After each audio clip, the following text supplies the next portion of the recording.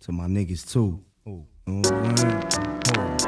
saying? Word up, son. Hello, hello, hello. Welcome back to yet another college football video. I'm stupid.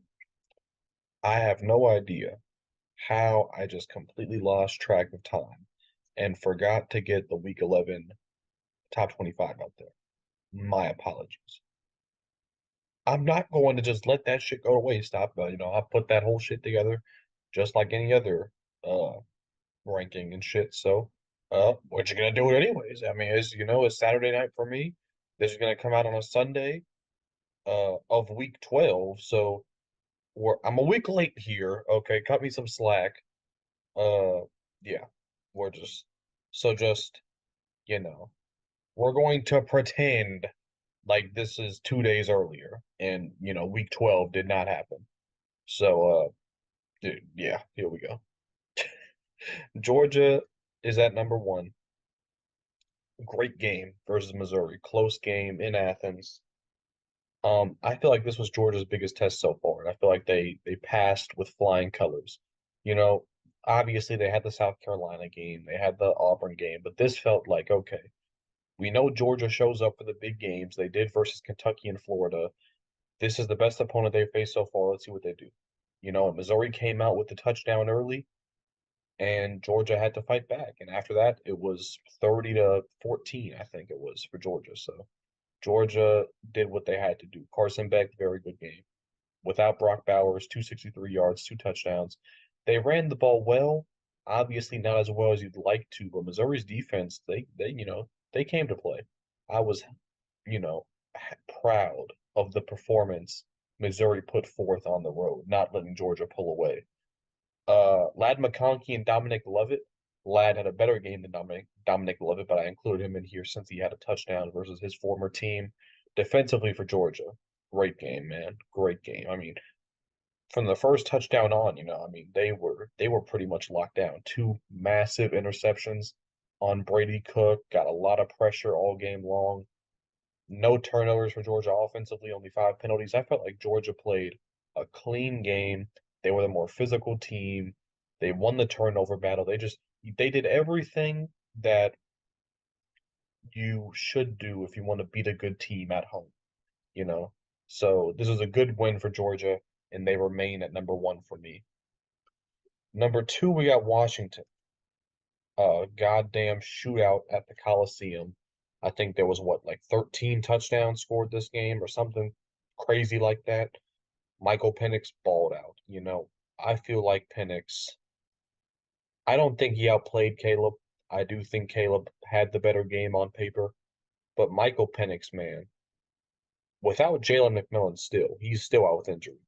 But Michael Penix, he had the ridiculous touchdown to Devin Culp. That was his Heisman moment, I think. It was extending the play, laser of a throw, back corner of the end zone, difficult. I mean, it was just beautiful, man. Michael Penix balled out. He did what he had to do, but 316 rushing yards. Keep in mind, this is the Washington team that couldn't run the ball, could not run the ball on Arizona State. This is that same team. Dylan Johnson had about 250 his damn self. So, USC's defense. This is Alex Grinch got fired after the game because I mean, yeah, you just had to. You gave up 316 rushing yards to a bad run game. That's embarrassing. Polk and Ondudze did not have amazing games. Only 10 catches for 134 yards and a touchdown. Not what we're used to seeing from them. Defensively for Washington, I mean, USC. We know USC is a great offense. 3 sacks, one takeaway. Washington's defense has struggled now back-to-back weeks, be it Stanford and USC. The reason they're still at number two for me is because their offense looks to be completely fixed. Back-to-back weeks with over 40 points. I mean, their defense, it's timely, right? The Arizona State game, I guess you could say, was an outlier. They are probably going to give up a good amount of points. They gave up 30 plus to Oregon, gave up 30 plus to Stanford. But I just trust this offense at Washington to outscore anybody in the country outside of Georgia. So that's why they're number two for me. Or Ohio State at number three. This Rutgers game was not pretty, man. I did not, watching the game, I was just like, oh yeah, what Ohio State's dropping for this. Ohio State's dropping for this. But they finished very strongly in the third and mainly the fourth quarter. But the first half was ugly. McCord played very poorly the whole game, really, but the first half especially. They leaned on Travion Henderson, and they had to. I mean, Henderson made up like over half the team's total offense, I think, with over 200 yards. They better be thankful he's back from injury because he is amazing. And without Mayan Williams now, he is damn near the entire offense. Marv only had 25 yards. We had two goal line touchdowns that were critical. Um, Ohio State's stars really carried them offensively and defensively. Rutgers put together a really, valiant performance, but I think Ohio State had a defensive touchdown, had a sack, had a takeaway. So Ohio State's defense yet again bails out a struggling offense. You could say that against Notre Dame, Maryland, Penn State, and this game now. So it's just so crazy that Ohio State has just completely flipped on its head from being all offense, absolutely no defense, to now their defense needing to win them games against goddamn Rutgers. It's incredible. Florida State at 4. They beat up on Pitt. Jordan Travis with another amazing game. Keep in mind, no Keon Coleman, no Johnny Wilson. He was throwing to guys I haven't even heard of before out there. 138 rushing yards as a team, 2 touchdowns. Kyle Morlock, I believe is his name, had a really good game. The transfer tight end. Uh, Multiple Douglases out there. They both played well. Defensively, they shut down Pitt. Poor Pitt, man. They're having a really rough season. Just got dicked by Notre Dame, and then Florida State, beats up on them. 3 sacks, 3 takeaways defensively. Good one for Florida State. It's a good sign to see them beating up on the weak ACC teams. We don't want to repeat of Boston College or anything. So Florida State with a good conference win, they remain in my top 4. Oregon at number 5. Man, they blow out a lot of teams, huh? I guess that's what happens when you're a really physical team and you run the ball incredibly well and you have a good quarterback. Because Bo Nix had 6 touchdowns. I think he threw a pick on the first play of the game. The first play of the game, I think he threw a pick, and then after that, he was just flawless. Almost 400 yards, 6 touchdowns. It's amazing, man. 153 rushing yards as a team, 4 touchdowns. Tez Johnson. Troy Franklin was solid, but Tez Johnson this game was the story. 12 catches, 180 yards, 2 touchdowns. A breakout game for him, without a doubt. Defensively, they were great. 3 takeaways. I mean, Oregon is starting to put together dominant performance after dominant performance here. Coming off what they did against Utah to this, Oregon is. I can't wait for the rematch, man. Oregon, Washington. I'm gonna have to call out work whatever day that Pac-12 championship is. I'm gonna have to stop whatever I'm doing and watch every goddamn play of that shit. Michigan at 6. Just another Michigan Big Ten game. I mean, I'm not even gonna spend much time on this. We know that they dominate all the unranked competition. They dominated Purdue. JJ McCarthy, I think, had his most passing yards of the season, 335 yards. No touchdowns, but Blake Corum had a pair of touchdowns, I believe, up to 15 in total on the year. He is an animal. Roman Wilson with his best game, I think, is in terms of yards, 9 catches, 143 yards. Defensively, we know what Michigan does. They were great defensively. Yeah, same story we've seen the past 8 games with Michigan. Alabama at 7. They How do I talk about this? Let me talk about it specifically from Alabama's standpoint. This was the best game Alabama's played all year. No, I thought this was going to be a stylistic disadvantage for Alabama. I did not think they'd be able to keep up with LSU. Not only were they able to keep up with LSU, it was LSU that couldn't keep up with Bama because Jalen Milroe specifically, for all the shit that was talked about Jalen Milroe, in part by me. I don't think I talked shit. I think I was just honest with the fact that, he was and he is still the worst Bama quarterback in several years. But man, was this a coming out party for him, man, because he balled out 4 rushing touchdowns, nearly 400 total yards on the game. LSU's defense, their DC deserves to get fired between the Florida State game, Ole Miss, this game. You could say Missouri even. Like every big opponent they've played, they've really got dominated defensively. So LSU has some things we need to address when we get to them, but sticking with Bama, they were able to run the ball incredibly well. Not just with Milroe. Jason McClellan had a good game as well, almost 300 rushing yards. You know, Milroe was spreading the ball out, 6 receivers over 20 yards, and Bama defensively, there was a there was a hit on Jaden Daniels that took him out of the game. However, I do think that even if Daniels stays in the game, even if he stays healthy, I still think Bama wins. So it may have been a dirty hit. I'm not gonna say that, but Jaden Daniels was taken out of the game by a hit. That deserves to be said. But I don't think that takes anything away from how well. Certainly doesn't take away from Bama's offense. You know, I've shit on Bama's offense a lot this season, and deservingly so. But this is the game they needed now. This could propel them to who knows how far. You know, I think it's basically a lock now that they make the SEC championship game, and you know, this could be the start of a legendary comeback by Alabama. And let me admit, I was wrong. I said there was no way. After the Texas game, I said there was no way Alabama gets through this stretch of SEC opponents undefeated. They did. They did. They beat Tennessee. They beat Ole Miss. They beat Mississippi State. They beat A&M. They beat LSU. They beat whoever the hell else it was. They did that. They won out. I didn't think they'd get to this point, you know, so I have to I'll clap it up. I'm impressed, but let's see if they can finish strong. Ole Miss had a close game versus Texas A&M. Should not have been this close. Ole Miss defense, you know, I was talking about how it was the story with this team that their defense was playing so good. Their defense let me down with this one. Now there was a kick return for their blocked field goal return for a touchdown, I believe, which really turned the game around. But Jackson Dart played amazing. Almost 400 yards, 2 touchdowns. Quinshawn Judkins, yet another good game. He's putting together back to back to back to back good performances now. He is back. Okay, so this is the Judkins we saw last season. Trey Harris had 200. I think in the first game of the season he had 4 touchdowns, and now in this game he had 213 yards. He was unstoppable, and it was all outside, all contested catches, several one-handed snags. He had an amazing, like absolute, like 10 out of 10, A++ performance this game. It was incredible to watch. But defensively, man, it's just to not be able to stop A&M's offense.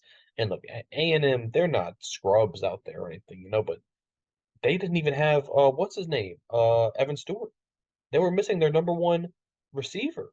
Obviously, Max Johnson isn't their number one QB, so it's like you can't slow that down. You let them put together 4 or 5 straight good drives. Like that's, you know, not what we want to see from Ole Miss, man. And it really gives me concerns for what they're going to do against Georgia.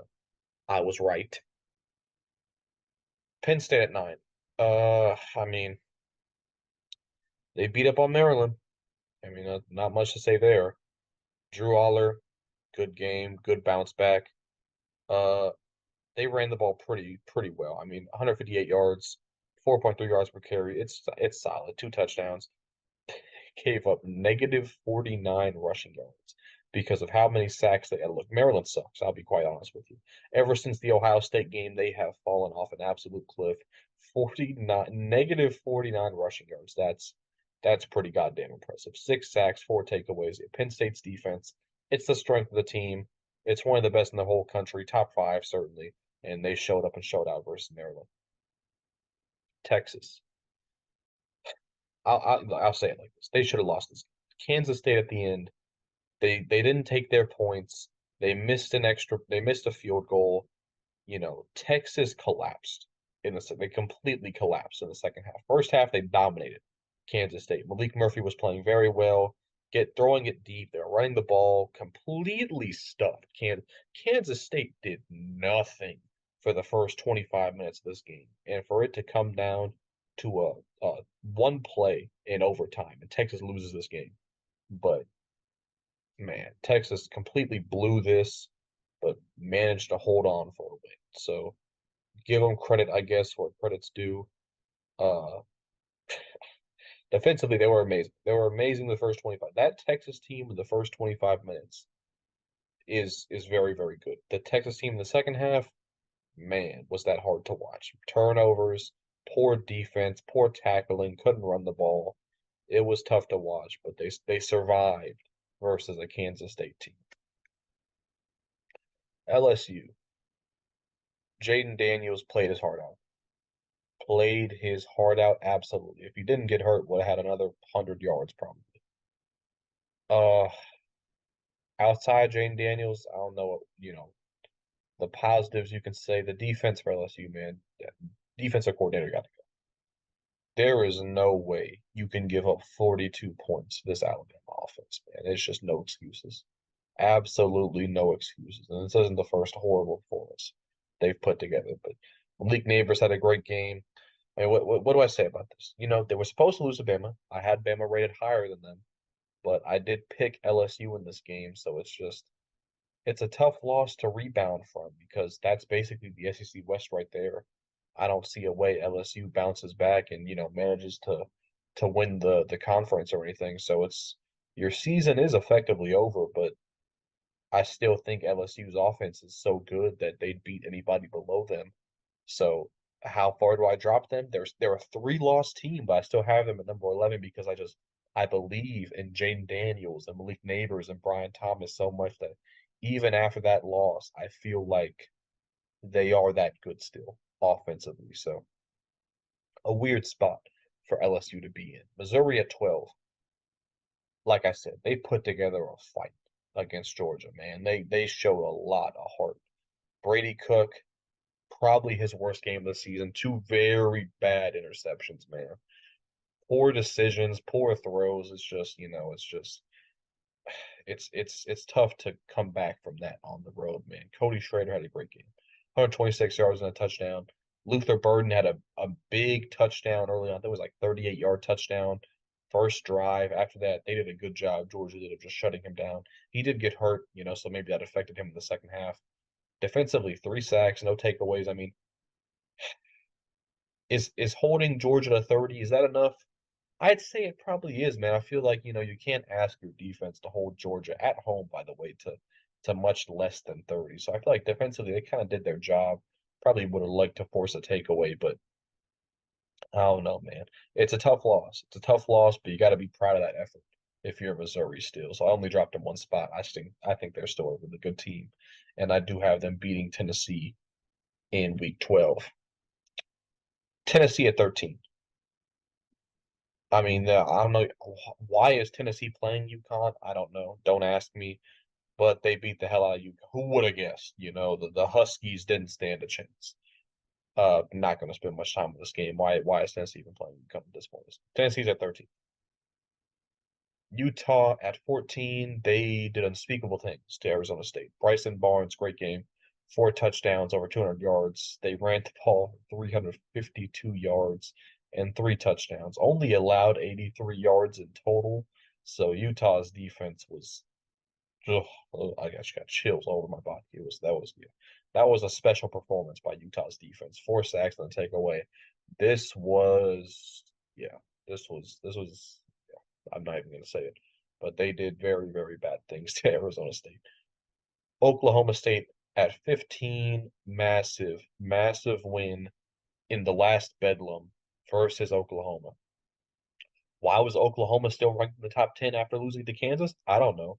But yeah, Oklahoma got just exposed versus Oklahoma State.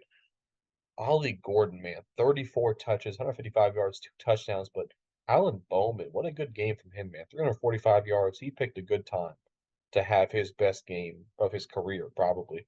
Rashad Owens made big catch after big catch, 136 yards defensively, man. 3 takeaways. 3 takeaways on Oklahoma, 2 sacks. They stepped up. Like you could tell that this was Oklahoma State's biggest game of the season by a mile. Like they played like it, and I respect that. That's how you jump from unranked all the way up to number 15. This Oklahoma State team, this is not the same team that lost to South Alabama early in the season. They have a new identity, and I know they lost. When I'm making this video, they just lost to whoever the hell it was. I think it was who did they lose to? They got the UCF or Yeah, UCF beat the brakes off them as I'm recording this video, but specifically talking about after they beat Oklahoma, it was amazing. It was an amazing performance, and they deserve to be ranked pretty highly after that win. Kansas at 16. Close win versus Iowa State. Jason Bean put together a solid performance. Neither team was able to run the ball very effectively. You can see right there, only 2.1 yards per carry for Kansas, but they defensively only allowed 75 yards. So we got back-to-back really good performances by Kansas defensively, coming off Oklahoma and then this win over Iowa State. Defensively, 2 sacks with the takeaway. I don't know what's up with Jalen Dan. I haven't looked it up or anything. What happened to him? Was it an injury? Because it happened like so early. It was like after week 3. I saw he was playing against Illinois. He played the first game, I think. And it's just what happened to him? I don't even know, man. But I mean, it's Jason Bean. So I don't know. We're gonna see if Jalen Daniels does decide to play again. I don't even know if he can, if it's an injury, whatever happened. But yeah, weird situation at Kansas. Tulane at 17. Way too close of a game, man. Way too close of a game versus East Carolina, man. Michael Pratt played good. Makai Hughes, man, they found a gem right here with Makai Hughes, true freshman. Look at those last 5 games, man. 665 yards, 4 touchdowns. 3 receivers over 40 yards again for Tulane. Defensively, played very well, held East Carolina to just 10 points. But man, offensively, you can't put up more than 13 on East Carolina. That's scary for Tulane. They've had a lot of close games this year, but this one is they're living on the edge, dangerously on the edge, beating teams by not enough that they should be really blowing out in theory if they're this good of a team. You know what I'm saying? So all these teams around Tulane are blowing out teams, and yet a 3-point win versus East Carolina, it's not a good look. Louisville, 18, blew the brakes or beat the brakes off Virginia Tech. By the way, 3 points allowed the last 2 weeks for Louisville, so you could say their defense is playing pretty well. Jack Plummer sucks still. I'm sorry, man. If they had a better quarterback, man, oh my goodness, they'd be so good. 231 rushing yards, 4 touchdowns. They ran all over Virginia Tech. No turnovers. I guess that's a positive for Jack Plummer in this offense. 4 sacks and a takeaway. Only 68 rushing yards allowed. They balled the hell out. This was a this was a dominant one. This was a statement victory here by Louisville, and I think I'm not going to say it's a lock that they make the ACC championship game, but it's kind of decided already. Louisville versus FSU. Who wins that one? I think it's pretty clearly FSU, but Louisville, man, they still got a couple more games to put together, just a real identity here and bring something into that championship game. Notre Dame. Notre Dame lost to Clemson. Sam Fraudman, man, he fooled everybody, huh? That first month of the season, him transferring there, man, I really thought this guy was going to be a Heisman candidate, win multiple big games for Notre Dame, be in the playoff hunt. But no, man, this guy has completely, starting with the Ohio State game, and it's just been all downhill, man. 2 interceptions this game, just couldn't do anything.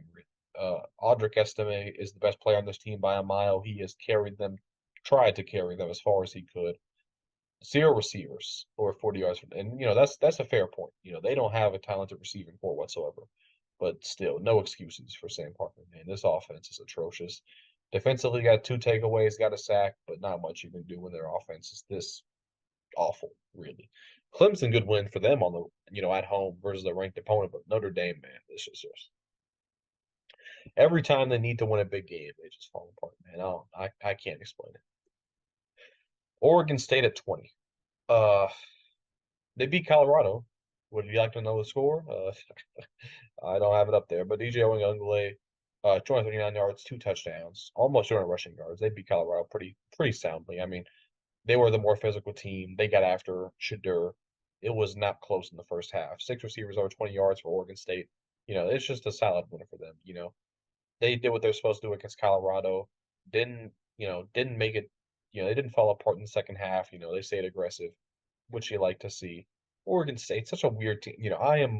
I am much lower on Oregon State than the rest of. I mean, I think they're ranked number 12 in the AP poll. I got them all the way down here at 20. So a big difference there, a discrepancy. I think it's just they don't really have an identity offensively or defensively. They like to run the ball, but that's not always there, So it's when they have to throw the ball, I still don't trust them. Defensively, I've seen them be beat several times, by Washington, by Cal even, or sorry, by Washington State, by Cal. It's just I don't trust Oregon State. I guess I'll put it like that. North Carolina, they needed this type of win. They beat Campbell. Not gonna spend too much time on it. Their stars showed up. Drake May, Omarion Hampton defensively played a great game. Can they turn the season around? I'm not sure, but it starts with a massive, massive blowout win over a team like Campbell. So good one for North Carolina. Oklahoma, they dropped 10 spots for me. You just can't lose this game. Lose back-to-back games. You just got to drop to damn near unranked. I mean, Dylan Gabriel, better than last week against Kansas, but still not good enough, man. Only one touchdown with the turnover. You run the ball pretty well, honestly. A lot of that came from Dylan Gabriel, but nearly 150 rushing yards at 5.5 yards per carry. I wish they would have ran it more, to be honest. Three receivers over 90 yards. I mean, you know, Oklahoma offensively, they played really damn well for only having 24 points. It's just too many turnovers, man. Three on the game. And then defensively, no sacks, only one takeaway. It's just Oklahoma. This wasn't their best performance. I feel like in a big rivalry game like this, you saw 110% from Oklahoma State. That's the best game they played all year. From Oklahoma, it's almost lackadaisical. I don't know how to put it. It's just it's more highlighted by the fact that Oklahoma State was putting on such a show, and then compare that to Oklahoma. It looks different. It looks weird. I don't know how to explain it. But that's a bad loss for Oklahoma, man. Back-to-back losses. They don't control their own destiny now in terms of even making the Big 12 championship game. So, man, they went from what, number 7 or 8 to 22. Life comes at you fast, Oklahoma. Liberty, good win over Louisiana Tech. Caden Salterman.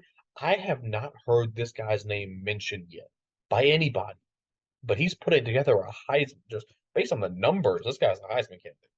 He's in my top 10 because this Liberty offense is high powered, over 300 rushing yards. CJ Daniels and Freith, they put together a great game defensively. 30 points given up to Louisiana Tech. You don't love that, but I mean, they had 2 sacks. But this Liberty offense, it's something to watch, man. I wish we could see Liberty versus James. I wish they both went 13-0, won their conference, and they played in a New Year's Six bowl to see who would go 14-0. That's my dream, man, because they'd probably both be ranked in like the top 16, 17. That'd be a damn good game. But of course, we know it's James Madison. What's up with them? But great win for Liberty. Their offense is so exciting to watch. And Caden Salter, I hope he gets some type of attention moving forward, man. James Madison, though. Jordan McLeod balled out, man. 6 touchdowns or 400 yards. They beat the brakes off Georgia State. Georgia State, they started their season off very, very hot. So this is a good one for James Madison. Over 260 rushing yards. Keep in mind, this James Madison, their strength is their defense. This is not some high-powered offense, man, but you would have been fooled. You would have been fooled this game. Three receivers over 50 yards defensively. They had their 2 sacks, no takeaways. But man, Jordan McLeod, what a game from him. Or 400 yards, 6 touchdowns. It's just, you know, if he can start dominating games, and this James Madison, I mean, they're 9-0, right? They have a great defense. If he can take over games, though, it takes them to another level, man. And it's almost a lock that they go undefeated if that's the case. Number 25, it was very hard. It was very hard to find a number 25. I just ended up going with Fresno State. I mean, they beat Boise State. Their offense is pretty good. They do struggle to run the ball, only 109 yards per game. They got 2 receivers. I mean, I'll be honest.